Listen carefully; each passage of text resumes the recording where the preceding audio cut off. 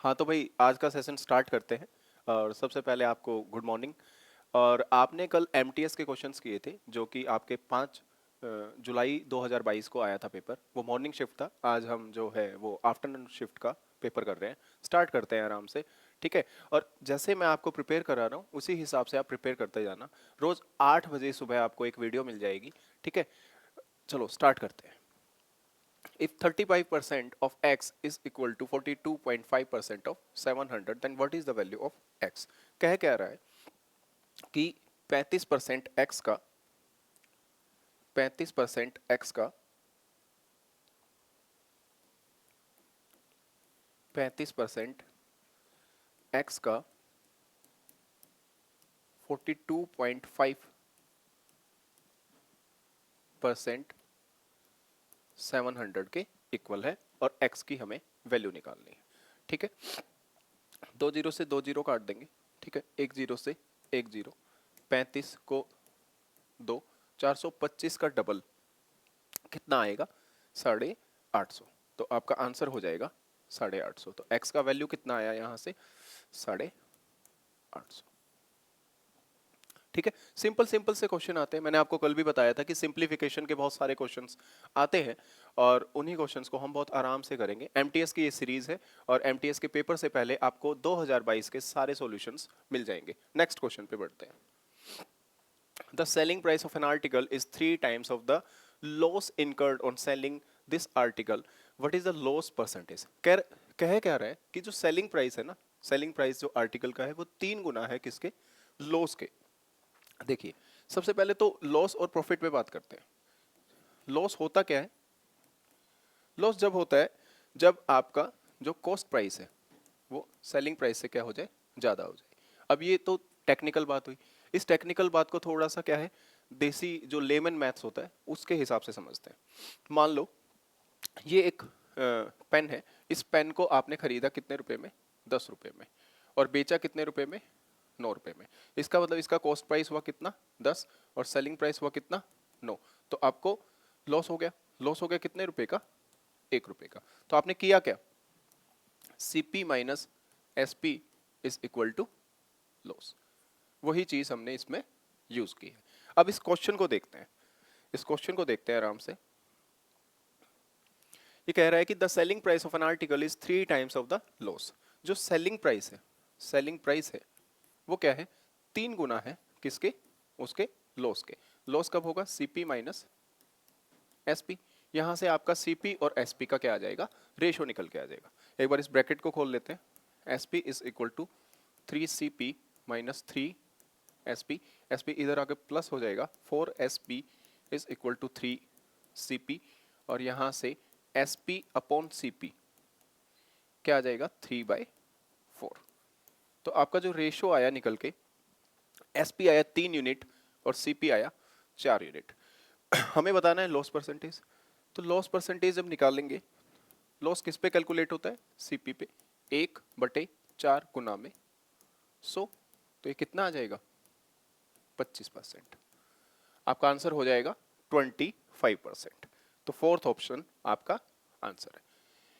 आप बेटा बेसिक से अगर क्वेश्चंस को करेंगे ना तो बहुत इजी तरीके से हो जाएगा। बस आपको पता होना चाहिए कि सीपी माइनस एसपी लॉस होता है, एसपी माइनस सीपी प्रॉफिट होता है। तो इस हिसाब से ही आपको क्वेश्चंस को अटेम्प्ट करना है, अप्रोच करना है। अगले क्वेश्चन पे बढ़ते हैं।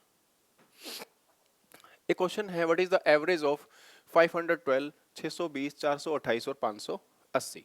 बोला कि इनका ना एवरेज बता दो, ठीक है। एवरेज बता दो।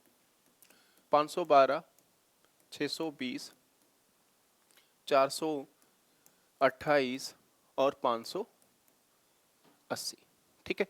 देखो इनको जोड़ने का मैं तरीका बताता हूं।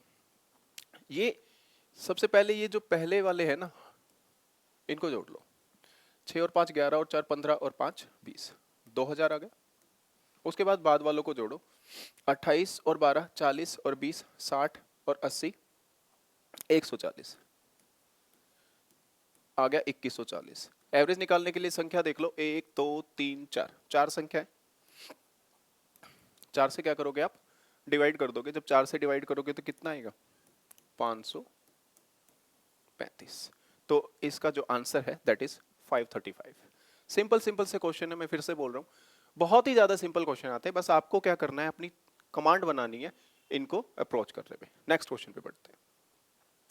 इसने बोला for a sum of 5000 what is the difference between the compound interest and simple interest for 2 years if the rate of interest is 5% per annum and in the case of compound interest the interest is compounded annually। बड़ी तगड़ी भाषा में question दिया है, जबकि इतना मुश्किल question ये है नहीं। साफ साफ बोला है कि 5000 का एक सम है और उस पर डिफरेंस पूछा है इसने कंपाउंड इंटरेस्ट का और सिंपल इंटरेस्ट का 2 साल के लिए, और रेट ऑफ इंटरेस्ट कितना है 5%। अब इस बात को समझना, एक तो मैं आपको सीधा डायरेक्ट एक फॉर्मूला लिखवा देता हूँ, उस फॉर्मूले से भी आप कर सकते हो। Difference of C I and S I is equal to P R square and 100 का स्क्वायर।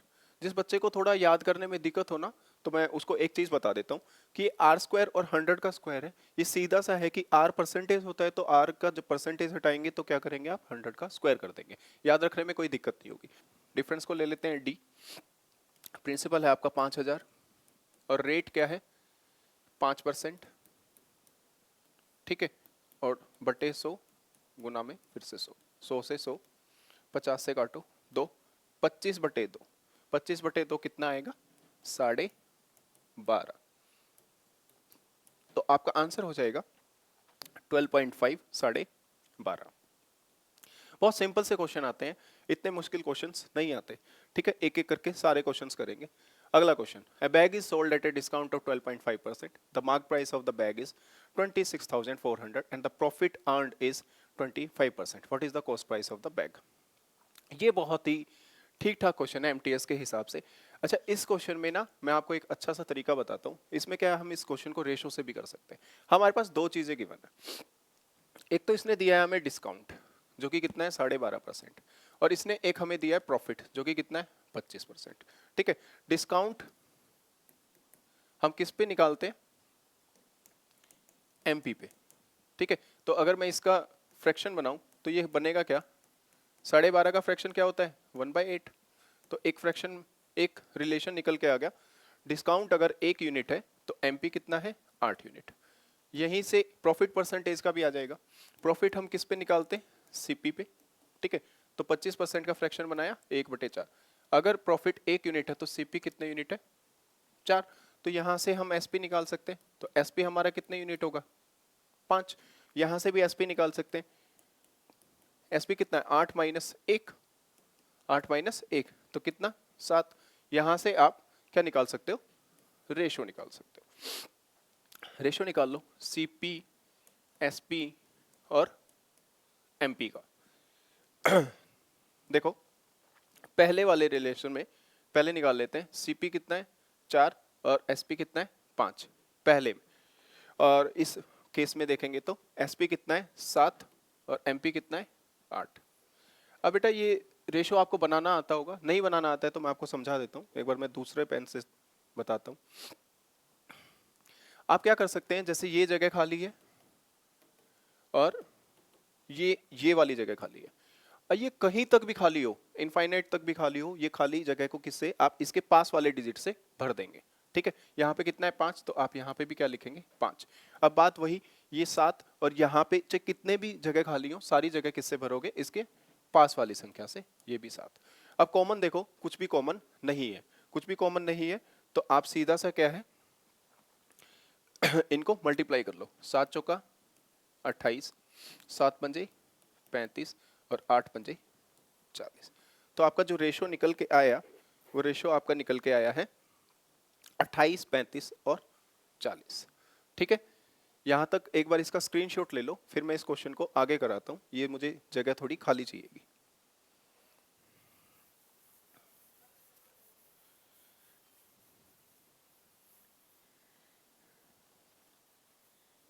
ठीक है, अब देखो 28, 35 और 40 हमें क्वेश्चन में गिवन है कि मार्क प्राइस कितना है 26,400, 26,400, और मार्क प्राइस की हमारी यूनिट में वैल्यू कितनी है 40। तो 40 यूनिट की वैल्यू कितनी है 26,400, ठीक है। यहां से 1 यूनिट की वैल्यू आ जाएगी, और हमें निकालना क्या है कॉस्ट प्राइस, और कॉस्ट प्राइस हमारा कितना है 28 यूनिट। कितना है 28 यूनिट। तो इसको जब काटोगे 4 से काटो, 4 6 और फिर से 4 6 और 0, 8 6 48, 8 किस में है पीछे, 4480, यही आपका क्या हो जाएगा, आंसर हो जाएगा।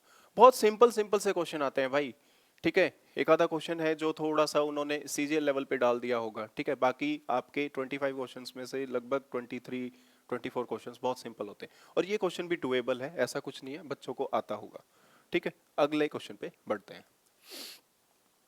Two trains are moving towards each other at the speed of 70 km per hour and 85 km per hour.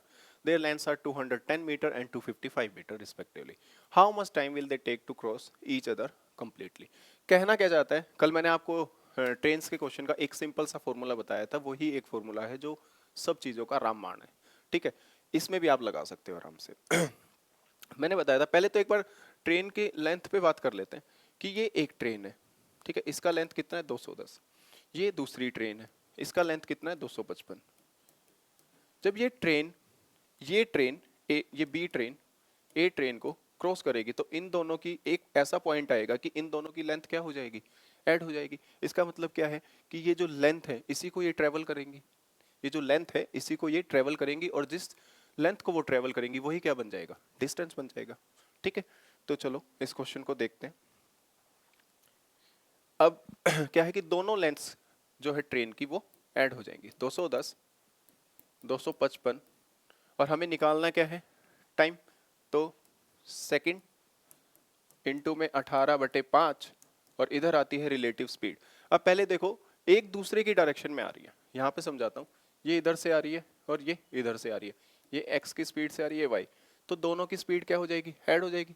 जब सेम डायरेक्शन में जाती हैं, सेम डायरेक्शन में जब जाएंगी तो दोनों की रिलेटिव स्पीड क्या होती है, डिफरेंस आता है, और जब ये दोनों अपोजिट डायरेक्शन में जा रही हैं तो इनकी स्पीड क्या हो जाएगी, ऐड हो जाएगी, ठीक है। तो ऐड करोगे तो 70 प्लस 85, ठीक है, इसको ऐड करो, 465 सेकंड गुना में 18/5, और ये आएगा 155, ठीक है।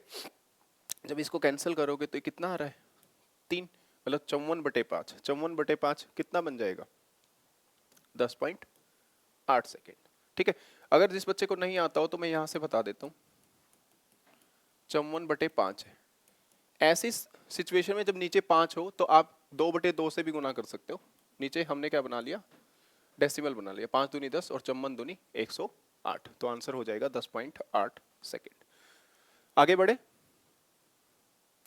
ठीक है। The length of the rectangle is 5 times of its breadth. If the breadth is 10 centimeter, then what is the area of this rectangle?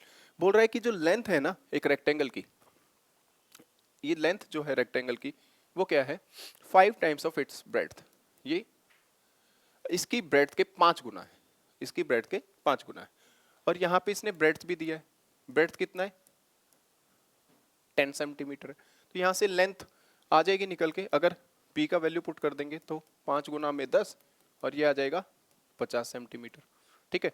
अब इसने हमसे बोला कि एरिया ऑफ दिस रेक्टेंगल, अब एरिया रेक्टेंगल का निकालने के लिए क्या करना पड़ता है आपको, लेंथ इनटू ब्रेड्थ, तो एरिया आ जाएगा, एरिया इज इक्वल टू, एक second, area is equal to length into breadth, और 50 गुना में 10, तो ये आ जाएगा 500 सेंटीमीटर स्क्वायर, तो आपका आंसर आ जाएगा 500 सेंटीमीटर स्क्वायर। इतने सिंपल क्वेश्चन आते हैं भाई, बिल्कुल फ्री के नंबर आते हैं, मतलब ये फ्री के नंबर है। अगर आप इन नंबर्स को नहीं ले रहे हो ना तो आप कंपटीशन से बाहर हो, कंपटीशन बहुत गजब के लेवल का हो चुका है आज के दिन, ठीक है। और बच्चे पढ़ते हैं, लाइब्रेरियों में बैठते हैं, 14 घंटे 15 घंटे की सिटिंग है, बहुत अच्छे तरीके से मेहनत कर रहे हैं। तो आप लोग अगर मेहनत नहीं करोगे, आपकी सिटिंग प्रॉपर नहीं है, आप प्रैक्टिस रेगुलर नहीं कर रहे हो, चाहे आपको कितना भी अच्छा आता हो, आपका सिलेक्शन होना कुछ हद तक मुश्किल हो जाता है। बट आप अगर अपनी प्रिपरेशन में रेगुलर हो तो आपका सिलेक्शन होना बहुत ही ज़्यादा आपको सिलेक्शन के पास लेके जाता है। तो सीधी सी बात है भाई, डेली पढ़ो, डेली आप रेगुलर रहो अपनी तैयारी में, सिलेक्शन कोई नहीं रोक सकता, कोई भी नहीं रोक सकता। सिंपल से क्वेश्चन है, प्रैक्टिस करना होता है बस, ठीक है। अगले क्वेश्चन पे बढ़ते हैं।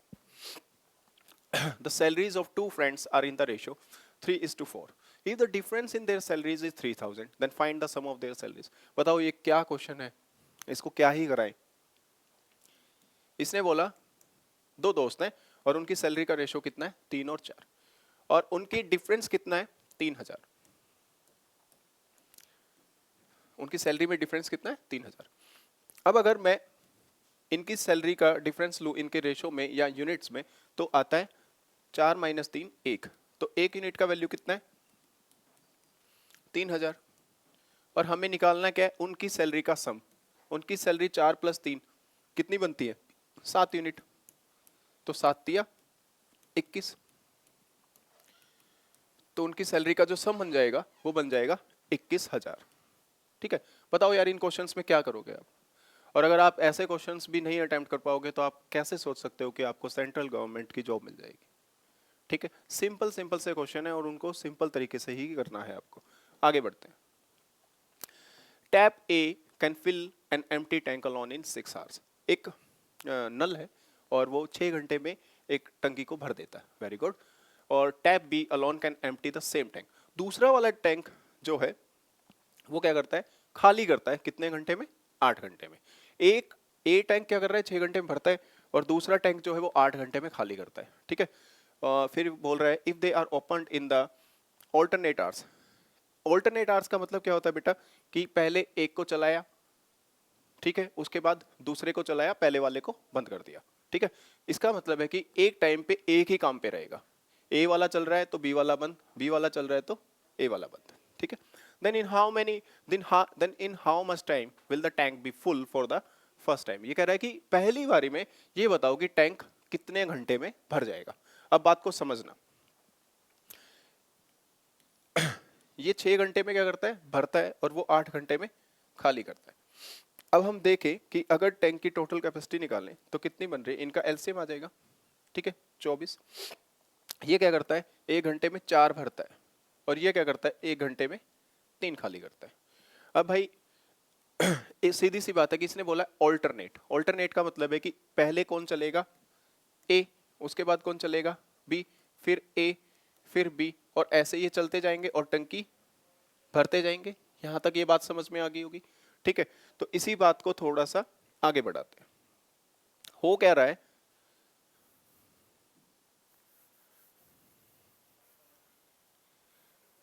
हाँ अब समझो हो क्या रहा है कि पहले घंटे में ए ने भरा 4 और दूसरे घंटे में बी ने खाली कर दिया कितना 3। इसका मतलब है कि 2 घंटे में 4 माइनस 3 पानी तो कितना ही भर रहा है या काम कितना हो रहा है बस एक यूनिट ही तो काम हो रहा है। ठीक है, क्योंकि पहले घंटे में ए कितना काम करता है 4 और बी कितना भर रहा है, बी कितना निकाल रहा है 3। तो 4 माइनस 3 2 घंटे में काम कितना हुआ 1 यूनिट। ठीक है, और हमें काम करना कितना है 24। अब इस बात को समझो,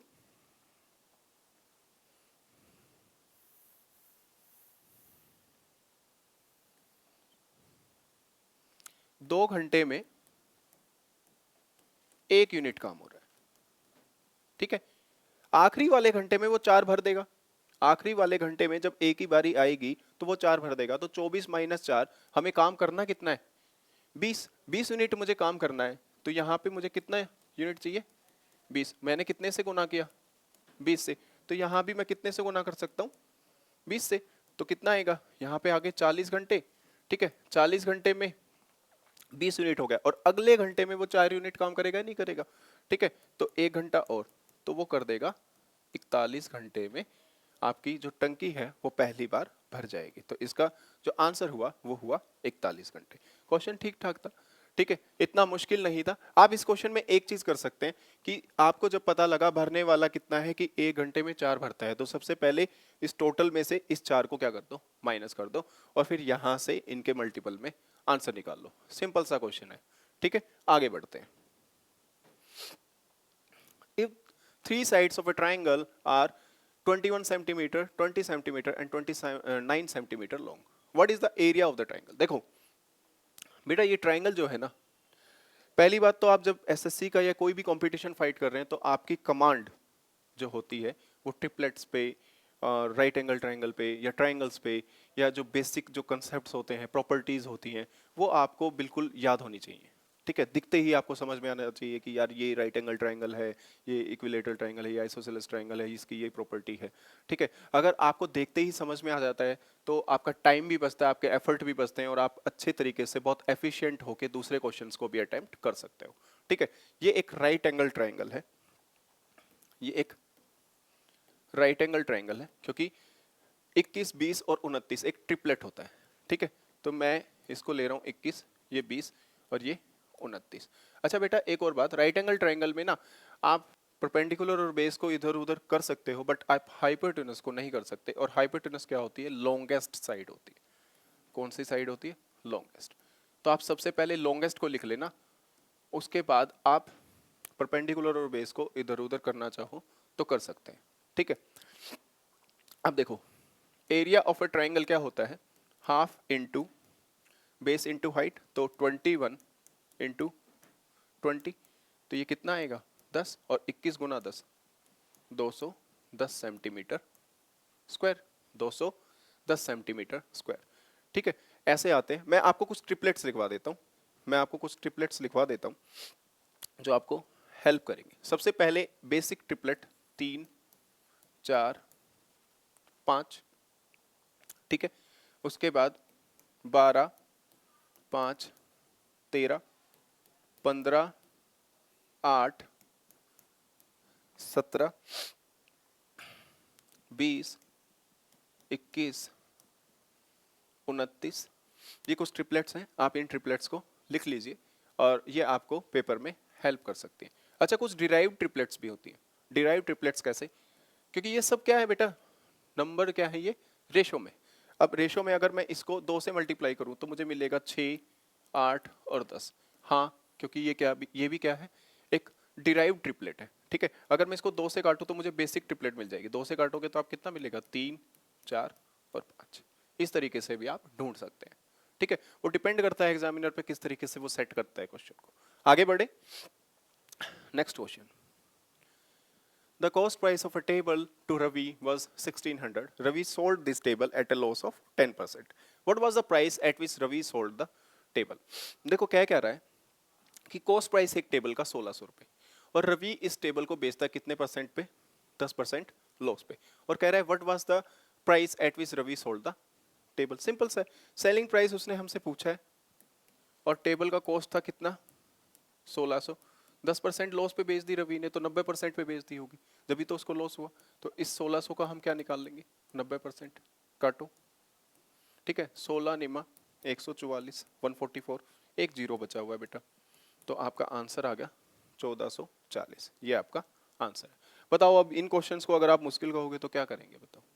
ठीक है, बहुत सिंपल से क्वेश्चन आते हैं भाई, आराम से अपनी तैयारी को मस्त रह के करो और आपकी तैयारी अच्छी ही चल रही होगी, मैं मानता हूँ इस बात को। और बहुत अच्छे से, क्योंकि पेपर बहुत नज़दीक है, सीरियस भी रहो, बट साथ में खेलो भी, एक्सरसाइज भी करो। ठीक है, अपनी सेहत का ध्यान भी रखो, क्योंकि हर चीज़ लाइफ में ज़रूरी है। A sofa cost 24,000 before tax. What is the percentage of sale tax charged if the sale tax on it is 1200? कह रहा है कि एक सोफा है वो 24,000 का है टैक्स से पहले, और कह रहा है कि उस पर सेल टैक्स लगा दिया, और sale tax, the sale tax on it is 1200, और वो सेल टैक्स है कितना? 1200 रुपये। ठीक है, तो ये 24,000 का एक सोफा था, मैंने मान लिया कि इस पे सेल टैक्स लगा X%, और सेल टैक्स लगने के बाद जो सेल टैक्स है इस पे जब मैंने X% लगाया तो सेल टैक्स मेरा कितना आया? 1200। ठीक है, सेल टैक्स 1200 आ गया, तो X की वैल्यू आ जाएगी इधर से, काटोगे तो कितना आ रहा है? 24 पंजे 120, तो X का वैल्यू कितना आ गया? 5%। X का वैल्यू कितना आया? 5%, और यही आपका क्या हो जाएगा? आंसर हो जाएगा। सिंपल सा क्वेश्चन था, बस उसने क्या किया, थोड़ा लैंग्वेज में डाल दिया। लैंग्वेज में डालने के बाद आपको लगा यार क्या सेल टैक्स क्या है ये, अरे 24,000 पे X% लगाया, 1200 वैल्यू आ गई, बात खत्म। ठीक है, आगे बढ़ते हैं। In how much time can a person cover the distance of 300 meter at a speed of 27 kilometre per hour? देखो सेम क्वेश्चन है, ट्रेन की जगह यहाँ पे क्या डाल दिया?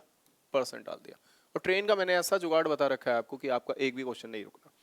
ठीक है, इसने बोला कि ये 300 मीटर जाता है, कितना? 300 मीटर। ठीक है, और सेकंड हमें निकालनी है, गुना में 18/5 और यहाँ पे आती है स्पीड। ठीक है, 9 से काटो, 9 दूनी 18, 9 तिया 27, 5 से काटो 60, 3 से काटो 20, 20 गुना 2 कितना हो गया 40, तो कितने सेकंड आ गई 40 सेकंड। तो आपका आंसर जो आया वो आया 40 सेकंड। ठीक है, आप प्रिपरेशन करते रहें और ये सीरीज आपके लिए ही है, और इसमें सारे एमटीएस के जो 2022 के क्वेश्चन है वो सब आपको एक एक क्वेश्चन आपको मिल जाएगा, तो आपको कहीं पे भी ढूंढने की जरूरत नहीं है, बस आप मन लगा के पढ़ते रहिए क्योंकि पेपर बहुत नजदीक है। ठीक है, और हम हर प्रयास करेंगे आपका पेपर निकालने का। The area of the base of a closed cylinder is 1386. If the height of the cylinder is 20 centimeter, then what is the total surface area of the cylinder? तो इसने भाई सबसे पहले मुझे बोला है कि सिलेंडर का जो एरिया बेस का है ना वो इतना है। पहले एक सिलेंडर बना लेते हैं। ये एक सिलेंडर है, ठीक है। सिलेंडर के बेस पे और इसके टॉप पे जैसे एक सर्कल है, ये सर्कल है, इसी सर्कल को अगर मैं हाइट दे दूं तो सिलेंडर बन जाता है। ठीक है, सर्कल है तो एरिया, ये जो बेस है इसका, ये जो बेस है, ये बेस होता क्या है सर्कल। ठीक है, सर्कल का एरिया दे रखा है, सर्कल का क्या दे रखा है एरिया।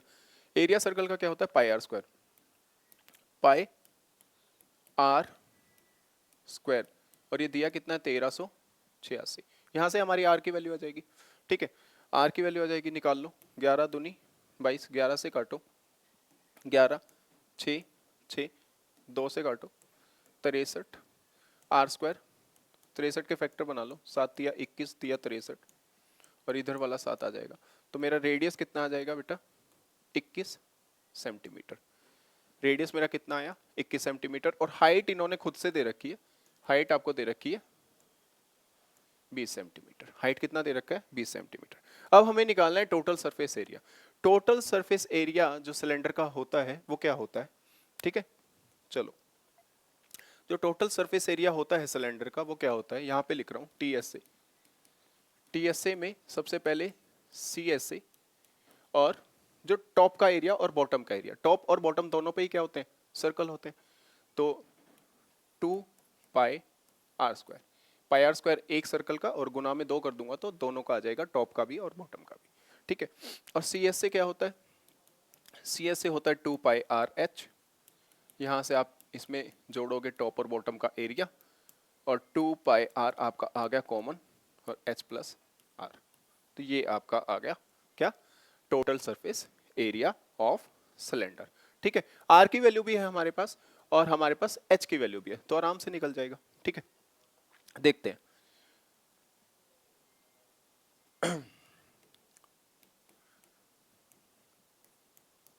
आर हमारा आया था 21, और 21 प्लस 20, 7 से काटो 3, 22 गुना 6 मतलब 132, और ये आ गया 41।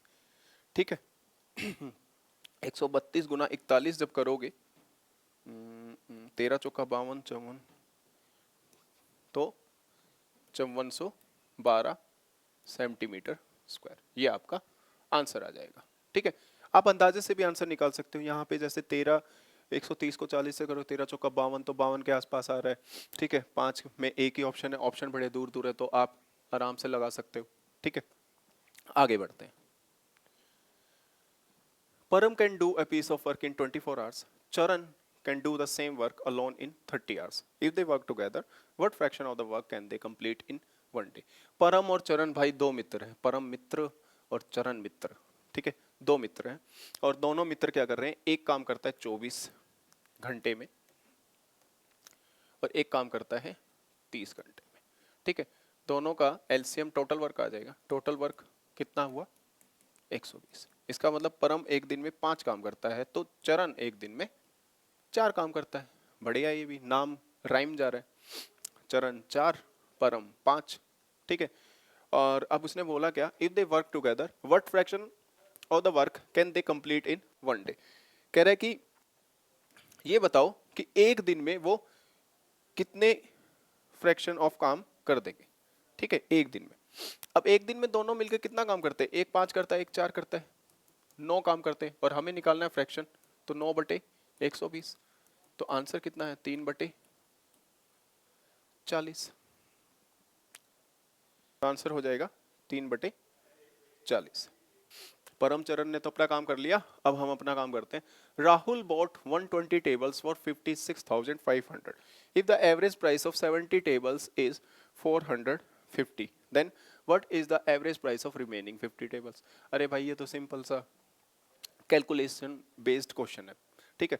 इसने बोला कि ना 120 टेबल उसने खरीदी कितने की? 56,500 की, और 70 टेबल खरीदी किस भाव से? जिसका एवरेज प्राइस क्या है? 450 है। तो मैं 70 टेबल का पूरा अगर प्राइस निकाल लूं और 120 वाली टेबल से घटा दूं, ठीक है, तो मेरे पास एवरेज प्राइस 50 टेबल का आ जाएगा, नहीं आ जाएगा? देखो पहले टोटल प्राइस निकाल लेते हैं। टोटल प्राइस ऑफ 70 टेबल्स कितना आ जाएगा? 450 का है, अगर मैं उसको 70 से गुना करूं तो कितना आएगा? 7 को करोगे तो 2800, 7 पंजे 35, 31,500, 31,500, ठीक है। और खरीदी सारी कितने में थी? 56,500 में। अगर खरीदी 120 टेबल थी, 120 टेबल में से 70 टेबल का मैं घटा देता हूं, तो मुझे कितना मिलेगा? कितना मिल जाएगा? 56,500 माइनस 31,500, तो ये आ जाएगा आपका 25,000। और बेटा ये 25,000 रुपये में क्या खरीदी होंगी? ये जो बची हुई टेबल है, और बची हुई टेबल कितनी है? 50। और उसने हमसे पूछा है कि एवरेज बता दो। एवरेज बताने के लिए कोई दिक्कत ही नहीं है, 50 टेबल मेरी बची हुई है, 50 से मैं इसके प्राइस को क्या कर दूंगा? डिवाइड कर दूंगा। काटो, 500 रुपये, 500 रुपये इसका क्या आ गया? एवरेज प्राइस आ गया। सिंपल सा question.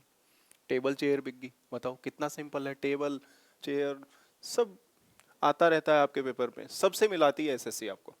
A shopkeeper buys 3 products A, B, C, sells them 20%, 30%, 40% profit. Very good. Respectively. भाई साहब क्या किया?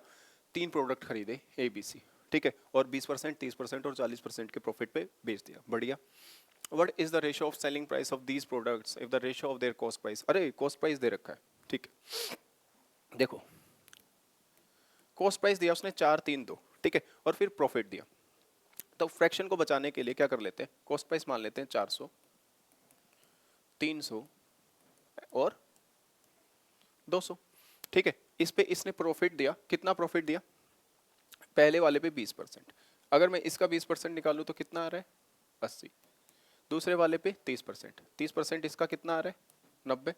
और तीसरे वाले पे 40%, इसका 40% कितना आ रहा है? 80, ठीक है। फिर हमसे पूछा कि what is the ratio of the selling price. सीधी सी बात है, ये 480 में बेच दिया होगा, क्योंकि होता क्या, ये प्रॉफिट है। सीपी प्लस प्रॉफिट अगर निकालोगे तो क्या आएगा? एसपी। ये 390 में बेचा होगा, और ये 280 में बेचा होगा, ठीक है। कॉमन देख लेते हैं, 0 0 0, और कुछ तो कट नहीं रहा, तो हमारा रेशियो बनेगा 48, 39 और 28। ये आपका रेशियो आ जाएगा, ठीक है। आगे बढ़ते हैं। 2 pipes D and D can fill a cistern in 26 and 78 hours respectively while working alone. If the 2 pipes are open together, the time taken to fill the cistern is. ये कह रहा है कि 2 सिस्टर्न है, एक 26 घंटे में भरती है, और एक सिस्टर्न को 2 पाइप हैं, एक 26 घंटे में भरती है और एक 78 घंटे में भरती है, ठीक है जी। एक भर रही है 26 घंटे में, एक भर रही है 78 घंटे में। दोनों का टोटल वर्क देखेंगे तो कितना? 78। ये भरती है 3 1 घंटे में, तो ये भरती है 1। बोला कि दोनों को एक साथ चला दिया, और दोनों बताओ कि मिलके कितने घंटे में भरती है। भरना है 78 यूनिट, ठीक है। 3 + 1 4, 78/4 काटोगे तो कितना आएगा? 39/2, मतलब 19.5 घंटे। कितने? 19.5 घंटे आपका आंसर आ जाएगा। सिंपल सा क्वेश्चन है। और आज का आखिरी क्वेश्चन, आखिरी सवाल। What is the compound interest on 24,000 for 2 years at the rate of 10% per annum if the interest is compounded annually? देखो क्या कह रहा है कि भाई 24,000 का एक सम है, और 2 साल में उस पर कितना कंपाउंड इंटरेस्ट लगता है, अगर रेट ऑफ इंटरेस्ट क्या है 10% पर एनम है। ठीक है, कोई दिक्कत नहीं है। अब हम यहाँ पे निकाल लेते हैं आपका प्रिंसिपल, और यहाँ से हमें मिल जाएगा अमाउंट।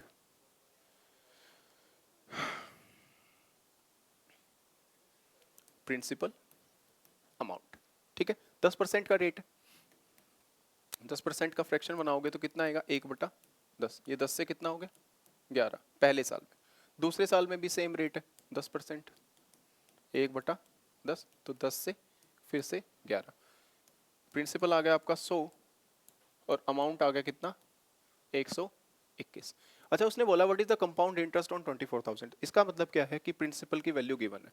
प्रिंसिपल हमारा 100 यूनिट की वैल्यू कितनी गिवन है 24,000, और हमें निकालना क्या है बेटा, हमें निकालना है क्या, if interest is compounded annually what is the compound interest on, compound interest हमें निकालना है। तो कंपाउंड इंटरेस्ट बना कितना है, प्रिंसिपल और अमाउंट का डिफरेंस वो कितना है 21 यूनिट। तो मैं इसको क्या कर दूंगा 21 से मल्टीप्लाई कर दूंगा। ठीक है, पीछे 4 है, एक ही ऑप्शन में पीछे क्या है 4 है, 5040। तो आपका जो आंसर बनेगा वो बन जाएगा 5040 रुपए। ये आज का लास्ट क्वेश्चन था। ये एमटीएस की सीरीज आप सबके लिए ही है, और आप बहुत अच्छे से तैयारी करते रहे। ठीक है, और सीधी सी बात है कि आप अगर रेगुलर इन वीडियोस को देखेंगे, जहां पे भी दिक्कत आती है आप कमेंट सेक्शन में जाके मेरे को लिख सकते हैं कि सर इस क्वेश्चन में हमें दोबारा से बता दीजिए, या इस मेथड से नहीं दूसरे मेथड से बता दीजिए, तो मैं आपको बता दूंगा, कोई दिक्कत वाली बात नहीं है। आप अपनी प्रिपरेशन को बहुत अच्छे तरीके से राइट डायरेक्शन में लेते जाइए। ठीक है, और बढ़िया तरीके से आपकी प्रिपरेशन हो भी रही होगी और करते भी रहिए। ठीक है, हम कल फिर मिलेंगे सेम टाइम पे। ठीक है, और अगले पेपर के साथ, और 25 क्वेश्चन उसमें भी होंगे आपके, रोज 25-25 क्वेश्चन होते जाएंगे। एमटीएस से पहले आपका सारा जो 2022 का कंटेंट है, जितना भी पीवाईक्यू से, सारा खत्म हो जाएगा। ठीक है, और तब तक अपनी सेहत का ध्यान रखिए, क्योंकि सेहत सबसे ज्यादा जरूरी है। अगर सेहत है तो आप है। ठीक है, मिलते हैं कल, तब तक के लिए शुक्रिया, धन्यवाद, बाय बाय।